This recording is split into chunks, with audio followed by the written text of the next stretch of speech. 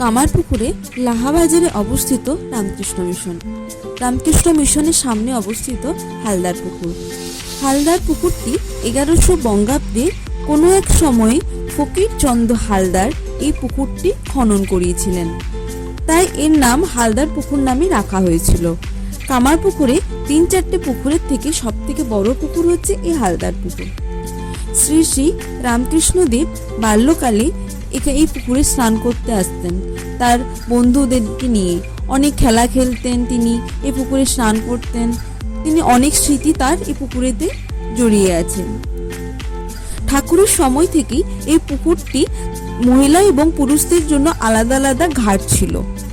মা সারদা দেবী যখন কামারপুকুরে থাকতেন তখন তিনি এই হালদার পুকুরে স্নান করতে আসতেন।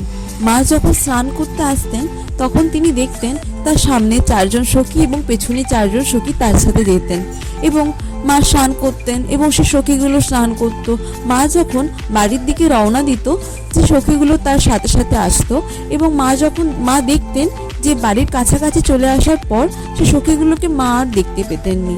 এখন অনেক ভক্তরা আসেন ওই পুকুরে স্নান করেন নিজে পুণ্য অর্জন করার জন্য। ভিডিওটি ভালো লেগে থাকলে লাইক, কমেন্ট, শেয়ার করবেন। ধন্যবাদ।